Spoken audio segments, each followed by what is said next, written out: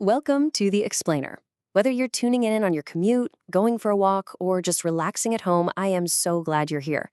Look, if you've ever felt completely frustrated because your progress in learning a new language just feels painfully slow, well, you're in the exact right place today. We're going to break down the exact habits, the mindset shifts, and some really cool digital tools you need to finally overcome that fear and build real confidence in speaking. We are going to take that awful feeling of being stuck and turn it into serious daily momentum. Let's get into it. Okay, so here's our roadmap for today. First, the fear of mistakes. Then, the daily consistency secret. Third, practical solo practice techniques. Fourth, using AI for feedback. And finally, building your daily routine. All right, let's start with number 1, the fear of mistakes. Before we even touch on the specific tactics, we really have to acknowledge the heavy emotional weight of learning a new language. I mean, ask yourself, why does your progress actually feel so slow? Is it because you're terrified of sounding silly? Are you afraid of making a mistake the second you open your mouth? Let me just validate that for you right now. Those feelings are absolutely 100% normal. It's kind of like learning to ride a bike, right? You can't just read a book about riding a bike and expect to do it perfectly. You have to get on, you wobble, and yeah, you're probably going to fall a few times before you find your balance. And that brings us to a huge shift in how we talk to ourselves. When you use harsh, negative self-talk, like telling yourself, ugh, I'm failing, your body literally reacts to that. It feels heavy, your anxiety spikes, and it actually blocks your brain from processing the new language.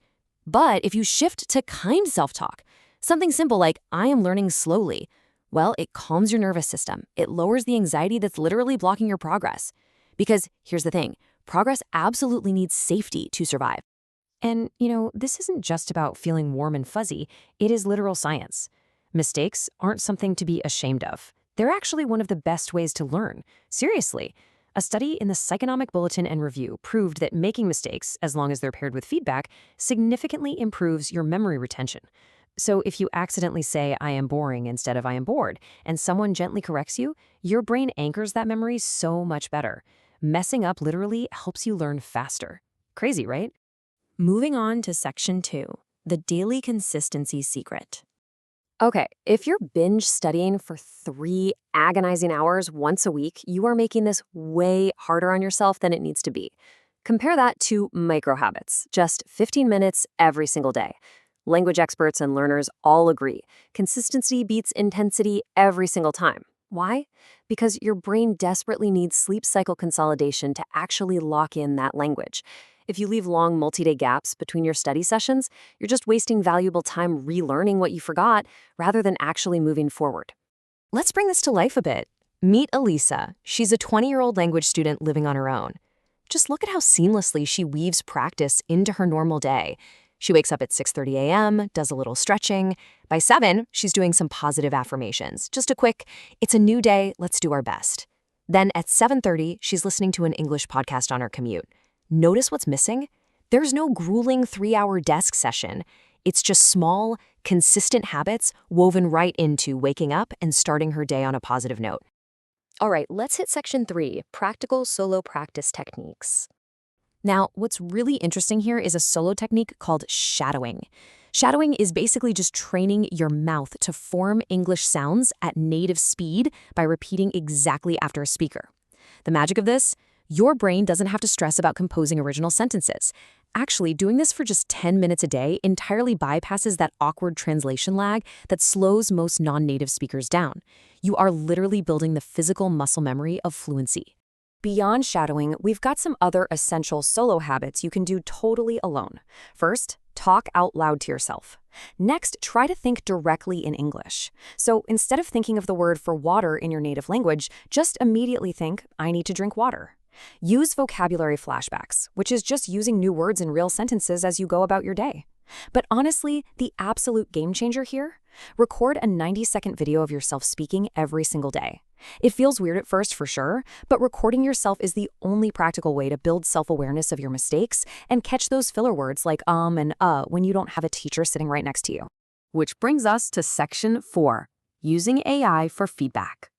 But hey, what if you really want a conversation partner and you're studying alone? Well, modern digital tools are incredible for this now. You can use apps like ChatGPT or Gemini in live voice mode as an on-demand conversation partner. Here's the exact step-by-step sequence. Step 1. Give the AI a prompt. Tell it your level, ask it to ask you questions one by one, and request sentence starters if you get stuck. Step 2. Speak your answer out loud using your phone's microphone. Step 3. Ask the AI for real-time corrections, and at the end, ask for a CEFR score to grade your proficiency. Guys, it's literally like having a free, incredibly patient tutor in your pocket 24/7. And this brilliantly illustrates exactly where to begin, a solid list of 100 fundamental daily questions. We're talking basics like what time do you get up or what did you do last night? This list is the perfect foundation. You can ask your AI tutor to run through these exact questions with you, or you can just use them as prompts for those solo 90-second video recordings we talked about earlier. They force you to practice the everyday, nuts and bolts vocabulary you actually need to survive in a real conversation. Let's wrap it all up with Section 5, building your daily routine. So we've got the mindset, the habits, and the tools. Now let's synthesize all of that into a manageable timeline. Here is your 2-week plan.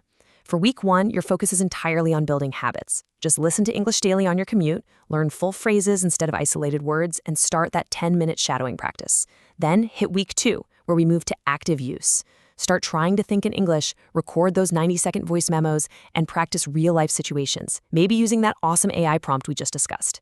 This blueprint proves that you absolutely do not need a traditional classroom to make noticeable, measurable progress in your confidence and vocabulary in just 14 days.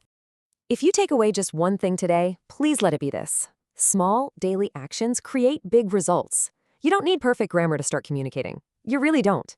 And you definitely don't need to study for 5 hours a day. You just need the courage to show up and use imperfect micro-habits consistently. Let go of the pressure to be flawless and just embrace the slow, steady progress. So I'll leave you with this final provocative question.